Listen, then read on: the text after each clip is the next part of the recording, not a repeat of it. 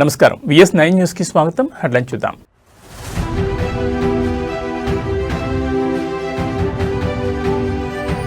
నేటి నుంచి 2 రోజుల పాటు మలేషియాలో ప్రధాని మోడీ టూర్.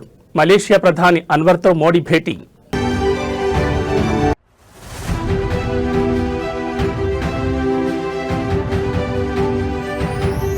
రాష్ట్రంలో సరికొత్త సాంకేతిక విప్లవానికి కూటమి ప్రభుత్వం శ్రీకారం. నేడే క్వాంటం వ్యాలీకి శంకుస్థాపన.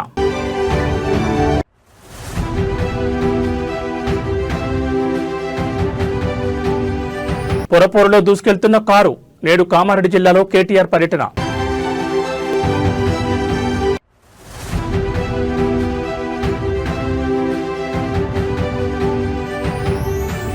బెయిల్పై ఉన్న జోగి రమేష్ కు మరో షాక్. జగన్ పర్యటన సందర్భంగా న్యూసెన్స్ క్రియేట్ చేశారంటూ కేసు.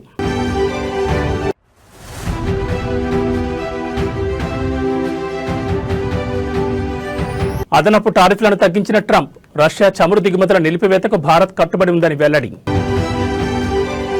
ఇక డీటెయిల్స్ చూస్తే ప్రధాని నరేంద్ర మోడీ 2 రోజుల మలేషియా పర్యటనకు బయలుదేరారు. ఈ పర్యటనలో భాగంగా ఆయన మలేషియా ప్రధాని అన్వర్ ఇబ్రహీంతో భేటీ కానున్నారు. రక్షణ, ఇంధనం, వాణిజ్యం, పెట్టుబడులు, విద్య, సంస్కృతి, పర్యాటక రంగాల్లో ఇరు దేశాల మధ్య ద్వైపాక్షిక సంబంధాలను మరింత బలోపేతం చేయడంపై ఇరువురు నేతలు చర్చించనున్నారు. ఈ పర్యటనకు బయలుదేరే ముందు ప్రధాని మోడీ ఒక ప్రకటన విడుదల చేశారు. రక్షణ, భద్రతా సంబంధాలను మరింతగా పటిష్టం చేసుకోవడమే మా లక్ష్యం. ఆర్థిక ఆవిష్కరణల భాగస్వామ్యాన్ని పెంపొందించుకుంటూ నూతన రంగాల్లో మా సహకారాన్ని విస్తరిస్తామని ఆయన పేర్కొన్నారు. డిజిటల్ ఆర్థిక వ్యవస్థ వంటి ఆధునిక అంశాల్లో కూడా మలేషియాతో కలిసి పనిచేయడానికి భారత్ సిద్ధంగా ఉందని ఆ ప్రకటనలో తెలిపారు. మలేషియా అభివృద్ధిలో అక్కడి భారతీయ సంతతి పోషిస్తున్న పాత్రను ప్రధాని మోడీ కొనియాడారు. మలేషియాలోని భారతీయులను కలుసుకోనున్నానని తెలిపారు. మలేషియా పురోగతికి వారి అపారమైన కృషి ఉందన్నారు. ఈ 2 దేశాల మధ్య ఒక సజీవ వంతెనలా వారు పోషిస్తున్న పాత్ర చారిత్రక స్నేహానికి బలమైన పునాది అందిస్తోందని మోడీ ప్రశంసించారు.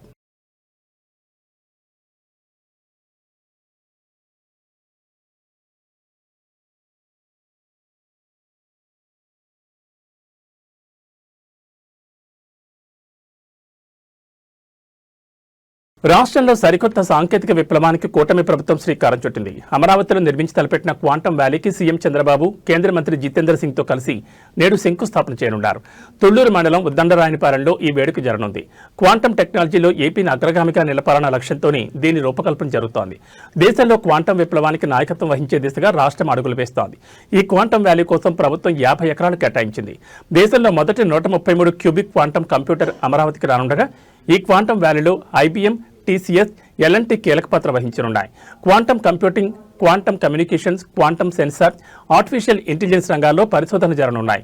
అలాగే cyber security, defence, health care, finance వంటి రంగాల్లోనూ రీసెర్చ్లు చేయనున్నారు.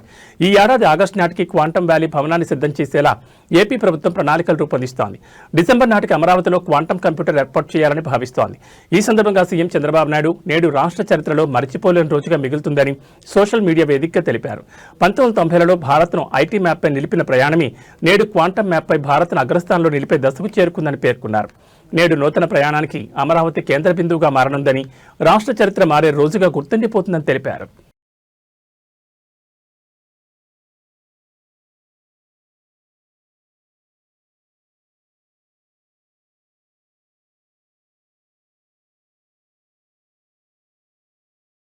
మున్సిపల్ ఎన్నికల ప్రచారంలో భాగంగా నేడు కామారెడ్డి జిల్లాలో బీఆర్ఎస్ వర్కింగ్ ప్రెసిడెంట్ కేటీఆర్ పర్యటించనున్నారు. బాన్సువాడ, బిచ్చుకుంద, ఎల్లారెడ్డి పట్టణాల్లో బీఆర్ఎస్ అభ్యర్థులకు మద్దతుగా ప్రచారం చేయనున్నారు. శనివారం మధ్యాహ్నం జిల్లాకు చేరుకోనున్న కేటీఆర్ ర్యాలీలు, కార్నర్ మీటింగ్లలో పాల్గొనున్నారు. అసెంబ్లీ ఎన్నికల్లో అబద్ధపు హామీలతో కాంగ్రెస్ ప్రభుత్వం వంచిన తీరును ఆయన ఎండగట్టనున్నారు. బీఆర్ఎస్ హయాంలో జరిగిన అభివృద్ధిని, కాంగ్రెస్ పాలనలో జరుగుతున్న అవినీతిని వివరిస్తూ ఓట్లను అభ్యర్థించనున్నారు. కాగా కేటీఆర్ పర్యటన నేపథ్యంలో బీఆర్ఎస్ నేతలు ఇప్పటికే విస్తృత ఏర్పాట్లు చేశారు. బాన్సువాడ, బిచ్చుకుంద, ఎల్లారెడ్డి పట్టణాల్లో ర్యాలీలు, కార్నర్ మీటింగ్లు జరిగే ప్రాంతాలను గులాబీ జెండాలతో ముస్తాబు చేశారు. మాజీ ఎమ్మెల్యేలు బాజిరెడ్డి గోవర్ధన్, జాచాన సురేందర్, హనుమంత్ షిండే దగ్గరుండి ఏర్పాట్లను పర్యవేక్షిస్తున్నారు. మధ్యాహ్నం బాన్సువాడకు చేరుకోనున్న రామన్న కొయ్యగుట్ట, అమరవీరుల స్తూపం నుంచి పట్టణంలోని ప్రధాన రహదారి వెంట రోడ్ షో నిర్వహించనున్నారు. అనంతరం అంబేద్కర్ చౌరస్తాలో సుమారు 10,000 మందితో నిర్వహించనున్న బహిరంగ సభలో పాల్గొంటారని ఆర్టీసీ మాజీ చైర్మన్ బాజిరెడ్డి గోవర్ధన్ తెలిపారు.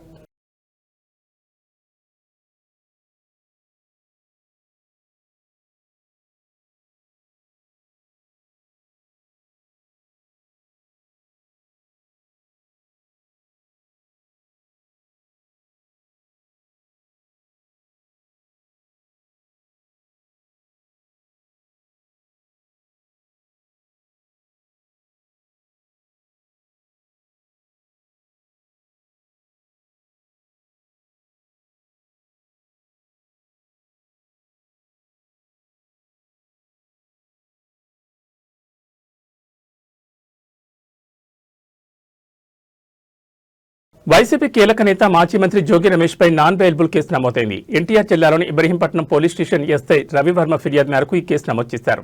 మాజీ సీఎం వైసీపీ అధినేత వైఎస్ జగన్మోహన్ రెడ్డి ఇటీవల ఇబ్రహీంపట్నంలో పర్యటించిన సందర్భంగా జోగి రమేష్ ఆధ్వర్యంలో వైసీపీ నేతలు బైక్ ర్యాలీ, భారీ జనసమీకరణ చేపట్టారు. ఈ కార్యక్రమాల వల్ల పబ్లిక్ న్యూసెన్స్ కారణమయ్యారని, పోలీసుల విధులకు ఆటంకం కలిగించారని ఫిర్యాదులో పేర్కొన్నారు. జనసమీకరణ చేయొద్దని అంతకుముందే జోగి రమేష్ కు పోలీసులు నోటీసులు జారీ చేశారు. అయినప్పటికీ పోలీసుల సూచనలను బేఖాతరు చేస్తూ మాజీ మంత్రి వ్యవహరించారని ఎస్ఐ రవివర్మ ఫిర్యాదులో పేర్కొన్నారు. ఈ క్రమంలోని జోగి రమేష్ పై bike rally, public nuisance, police విధులకు ఆటంకం తీసుకురావడం వంటి ఆరోపణలపై నాన్ బెయిలబుల్ కేసు నమోదు చేశారు పోలీసులు.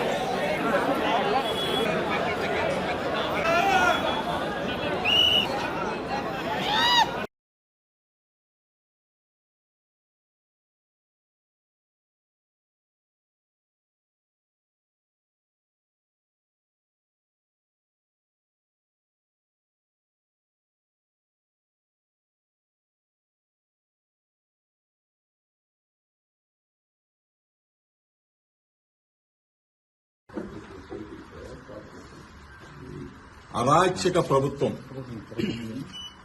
నిన్నటి నుంచి ఏ విధంగా రాష్ట్రంలో వైఎస్ఆర్ కాంగ్రెస్ పార్టీ నాయకుల మీద, కుటుంబ సభ్యుల మీద, నివాసాల మీద ఏ విధంగా దాడి జరుగుతుందో మీరు అందరూ కూడా సభ్య సమాజం మొత్తం కూడా చూస్తూ ఉన్నారు. ఇప్పుడు ఈ క్షణంలో ఇబ్రహీంపట్నంలో ఉన్న నా ఇంటి మీద చంద్రబాబు నాయుడు కొడుకు లోకేష్ ఇద్దరు కూడా నా నివాసం మీద దాడి చేయడం కోసం, నా కుటుంబ సభ్యుల మీద దాడి చేయడం కోసం నన్ను ఏదైనా చేయాలి, కిరాతకంగా చేయాలి, రాక్షస ఆనందం పొందాలన్న ఉద్దేశంతో ఇప్పుడు దాడి జరుగుతున్న దృశ్యాలను మీరు మీడియా మిత్రులు అందరూ కూడా రాష్ట్ర ప్రజలందరూ కూడా గమనిస్తా ఉన్నారు. 83 రోజులు అన్యాయంగా అక్రమంగా ఒక ఫేక్ కేసులో చంద్రబాబు నాయుడు కొడుకు అన్యాయంగా ఇరికించి 83 రోజులు నన్ను జైల్లో పెట్టి నన్ను నా తమ్ముడిని రాక్షసానందం పొందారు. ఇది చాలేదా? ఇది చాలకపోగా పెట్రోల్ బాంబులు వేసి నన్ను నా కుటుంబాన్ని అంటే అపమార్చాలని చూస్తారా? ఏం చంద్రబాబు నాయుడు, ఏ లోకేష్, ఏంటి దుర్మార్గం? నన్ను అక్రమంగా 83 రోజులు నిర్బంధించింది చాలక, నన్ను నా తమ్ముడిని నా కొడుకును కూడా జైల్లో పెట్టింది చాలక, ఒక బలహీన వర్గాలకు సంబంధించిన జోగి రమేష్ ని నన్ను ఇబ్బంది పాలు చేయాలా, నన్ను హతమార్చాలా, నా కుటుంబాన్ని అంటే ఏ స్థాయికి వెళ్ళిపోతా ఉంది? ప్రజాస్వామ్యం, రాజ్యాంగం మొత్తం కూడా కూనీ చేస్తూ పోలీసు వ్యవస్థ చోద్యం చూస్తా ఉన్నారు. పోలీసులు ఉండి చోద్యం చూస్తా ఉన్నారు. పోలీసుల సమక్షంలో దాడా? పోలీసు చోద్యం చూస్తారా? లోకేష్ కి చెప్తా ఉన్నా మీ ద్వారా, నా ఇంటికి నీళ్ళు ఎంత దూరమో నీ ఇంటికి నా ఇల్లు అంతే దూరం. ఇవాళేమో సంబరపడుతున్నాయో, రాక్షస ఆనందం పొందుతానో హెచ్చరిస్తా ఉన్నా. మీడియా మిత్రుల ద్వారా చెప్తా ఉన్నా, రాష్ట్ర ప్రజల సమక్షంలో చెప్తా ఉన్నా, ఇది దుర్మార్గమైన చర్య. నేనేం చేశానా? నువ్వు 83 రోజులు మీ అయ్యా నువ్వు నన్ను జైల్లో పెట్టి రాక్షసానందం పొంది చాలక నా ఇంటి మీద దాడి చేస్తావా? Petrol bomb. ప్రభుత్వ సలహాదారు కె కేశవరావు కుమారుడు వెంకట్ కు బెదిరింపులు రావడం ప్రస్తుతం రాజకీయంగా హాట్ టాపిక్ గా మారింది.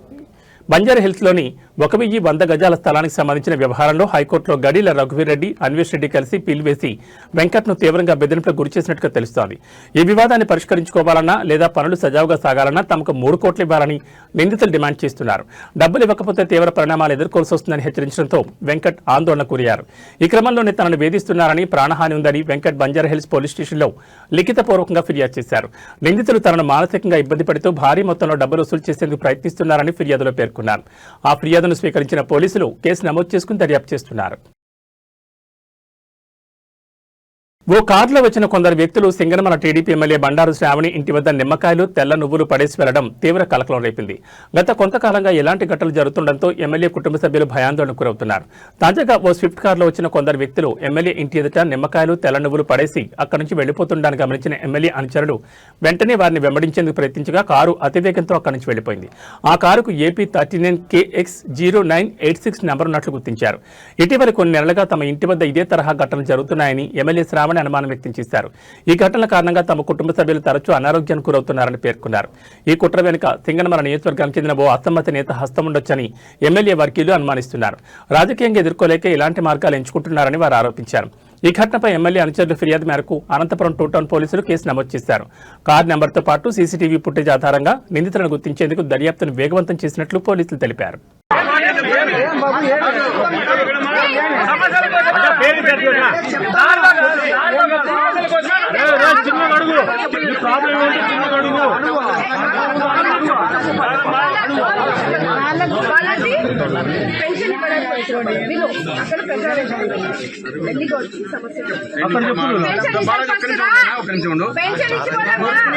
పెన్షన్ మాట్లాడదాము ఓకేనా.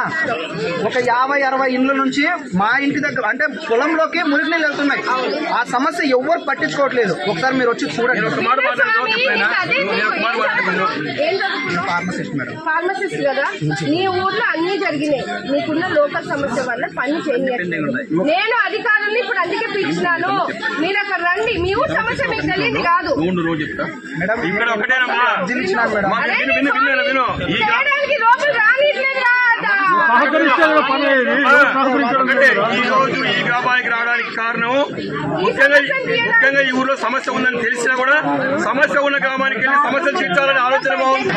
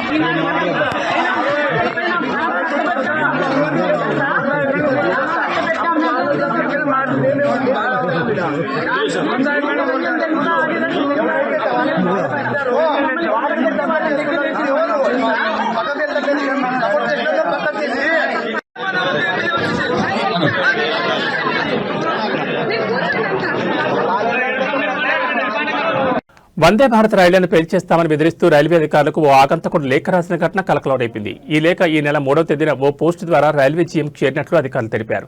ఈ లేఖలో హైదరాబాద్ లో ఉంటున్న 4 జిహాదీ బృందం వందే భారత్ రైళ్లను లక్ష్యంగా చేసుకుని దాడులకు పథకం వేస్తారంటూ ఆగంతకుడు ఆ లేఖలో పేర్కొన్నాడు. వందే భారత్ వెళ్లే లైన్లలో బాంబులు పెట్టి 250 మందిని చంపేందుకు పథకం వేస్తారంటూ లేఖలో ప్రస్తావించాడు. రైల్వే మార్గాల్లో ప్రమాదకర చర్యలకు సిద్ధమయ్యారనే ఆరోపణలను లేఖలో ప్రస్తావించారు. అలాగే 4 వ్యక్తుల పేర్లను కూడా లేఖలో పేర్కొన్నట్లు సమాచారం. ఈ లేఖ వెంటనే రైల్వే పోలీసులు అప్రమత్తమయ్యారు. భద్రతా దృష్ట్యా వందే భారత్ రైళ్లు రైల్వే ప్రాంగణాల్లో ప్రత్యేక తనిఖీలు చేపట్టారు. ప్రయాణికుల భద్రతకు ఎలాంటి ఇబ్బంది కలగకుండా అన్ని జాగ్రత్తలు తీసుకుంటున్నట్లు అధికారులు తెలిపారు. ఈ ఘటనపై పోలీసులు కేసు నమోదు చేసి విచారణ ప్రారంభించారు. ప్రస్తుతం పరిస్థితి పూర్తిగా నియంత్రణలో ఉందని, ప్రజలు ఆందోళన చెందాల్సిన అవసరం లేదని రైల్వే అధికారులు స్పష్టం చేశారు.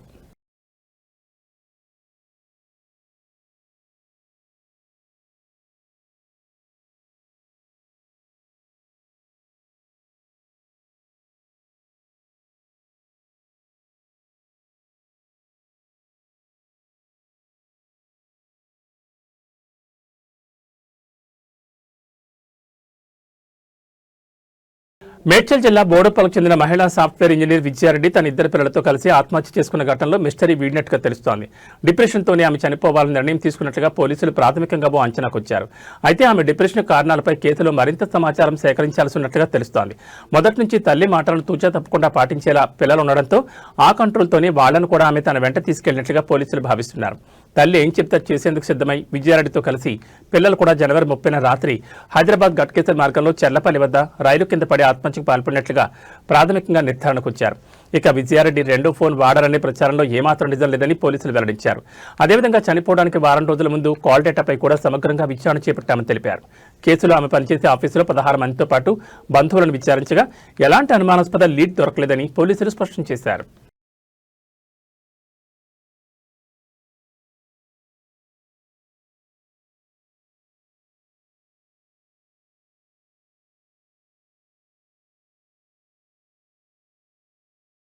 హైదరాబాద్ విజయవాడ జాతీయ రహదారిపై ఎన్టీఆర్ జిల్లా కంచికిచర్ల మండలం కేసర్ వద్ద ఓ ప్రైవేట్ ట్రావెల్స్ బస్సు అగ్ని ప్రమాదానికి గురైంది.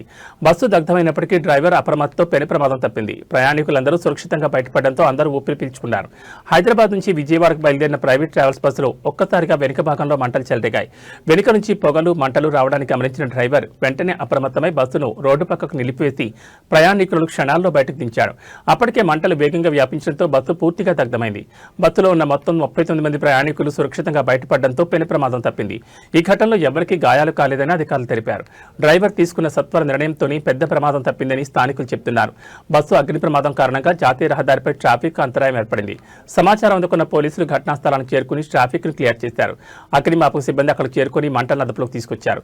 బస్సు వెనుక భాగంలో ఉన్న ఇంజన్ లేదా వైర్లలో సాంకేతిక లోపం వల్లే ఈ అగ్ని ప్రమాదం జరిగి ఉండొచ్చని పోలీసులు ప్రాథమికంగా అనుమానిస్తున్నారు. ఘటనపై కేసు నమోదు చేసి దర్యాప్తు చేపట్టారు.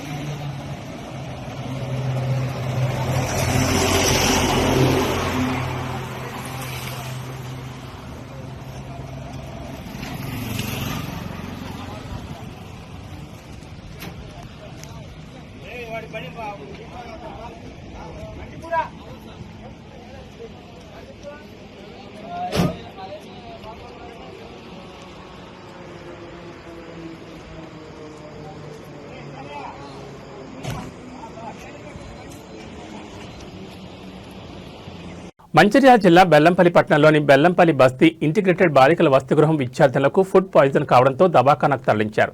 శుక్రవారం రాత్రి హాస్టల్లో భోజనం చేసిన కాసేపటికే విద్యార్థులకు వాంతులు, విరేచనాలు, గొంతు మండటం, శ్వాస తీసుకోవడంలో ఇబ్బంది కలిగింది. బీఆర్ఎస్పీ జిల్లా అధ్యక్షుడు బడికల శ్రావణ్, నాయకులు అరుణ్ ప్రసాద్, ఈట రాకేష్, నరేష్, మహంత్ ఆధ్వర్యంలో ప్రత్యేక వాహనాలు ఏర్పాటు చేసి బెల్లంపల్లి ప్రభుత్వ దవాఖానాకు తరలించారు. 6, 7వ తరగతి చెందిన 15 మంది విద్యార్థులు దవాఖానాలో చికిత్స పొందుతున్నారు.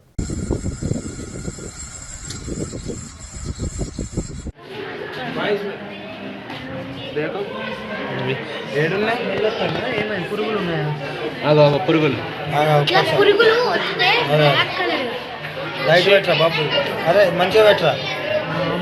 ఇంకో ఇది పురుగే బాయ్.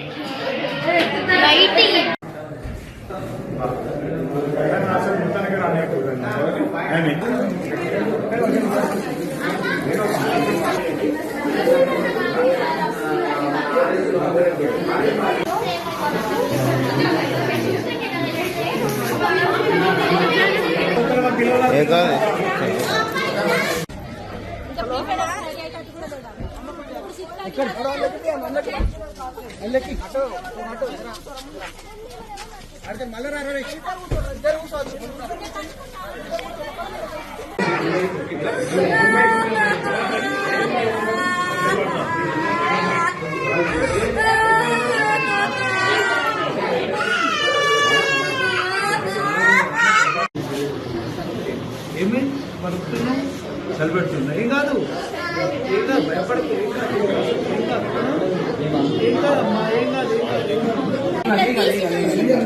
తీసి చూస్తే అందులో 5, 6 పురుగులేదు. అయితే ఇక అందరూ తీసి చూసేసరికి అందరికి ఇది మాది అబద్ధం అంటారని మేము తినకుండానే బాక్స్ పెట్టి వచ్చాము. అయితే మేడం హాస్పిటల్కి 108 కాల్ చేయండి మేడం అని చెప్తే మేడం అన్న పట్టుకోతుంది. మహారాష్ట్రలోని గడ్చిరోలి భమరకట్ తాలూకా పడేవ అటవీ ప్రాంతంలో గురువారం నుంచి భద్రతా బలగాలు, మావోయిస్టుల మధ్య ఎదురుకాల్పులు జరుగుతున్నాయి. ఈ ఎదురుకాల్పుల్లో ఇప్పటి వరకు 7 మావోయిస్టులు మృతి చెందినట్లు అధికారులు ప్రకటించారు. గురువారం 3 మావోయిస్టులు మృతి చెందగా నిన్న మరో 4 హతమయ్యారు. మృతుల్లో గడ్చిరోలి డివిజన్ కమిటీకి చెందిన కీలక నేత ప్రభాకర్ ఉన్నట్లు అధికారులు గుర్తించారు. అతడి స్వస్థలం తెలంగాణలోని కామారెడ్డి కాగా ప్రభాకర్పై 50 లక్షల రివార్డు ఉన్నట్లు పోలీసులు తెలిపారు. ఈ ఎదురుకాల్పులో ఒక పోలీసు అధికారి ప్రాణాలు కోల్పోగా మరో అధికారి తీవ్రంగా గాయపడినట్లు సమాచారం. ఘటనా స్థలం నుంచి ఒక AK-47 రైఫిల్తో పాటు పలు ఆయుధాలను స్వాధీనం చేసుకున్నట్లు పోలీసులు వెల్లడించారు.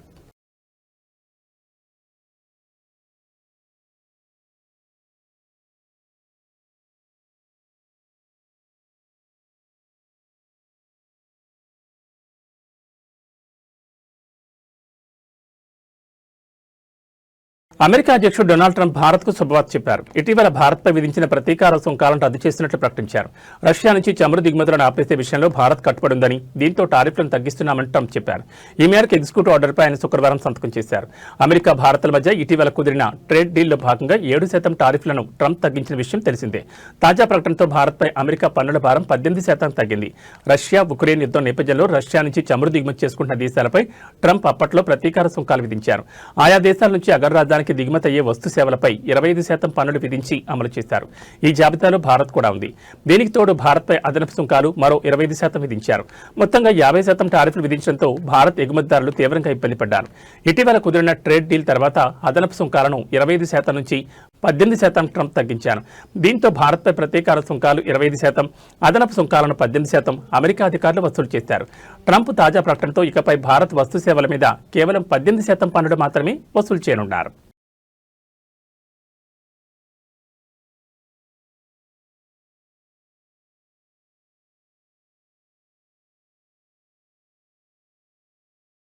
ఇస్లామాబాద్లోని షియా మస్జిద్పై జరిగిన ఘోర ఆత్మహత్యాన్ని నిరసిస్తూ కాశ్మీర్లోని పలు ప్రాంతాల్లో భారీ నిరసనలు జరిగాయి. మైనార్టీలను లక్ష్యంగా చేసుకుని జరుగుతున్న దాడులను అరికట్టడంలో పాకిస్తాన్ విఫలమైందని నిరసనకారులు మండిపడ్డారు.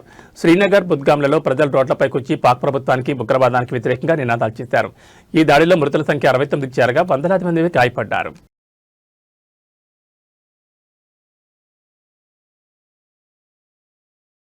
ఇక బులెటిన్ ముగించే ముందు హెడ్లైన్స్ మరోసారి.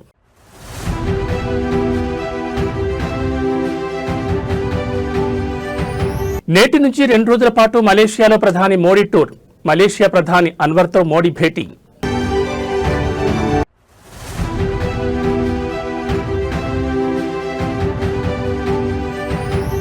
రాష్ట్రంలో సరికొత్త సాంకేతిక విప్లవానికి కూటమి ప్రభుత్వం శ్రీకారం. నేడే క్వాంటం వ్యాలీకి శంకుస్థాపన.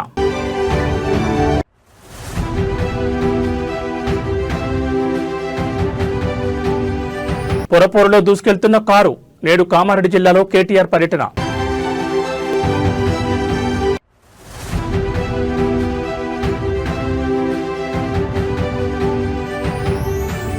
బెయిల్పై ఉన్న జోగి రమేష్ కు మరో షాక్. జగన్ పర్యటన సందర్భంగా న్యూసెన్స్ క్రియేట్ చేశారంటూ కేసు.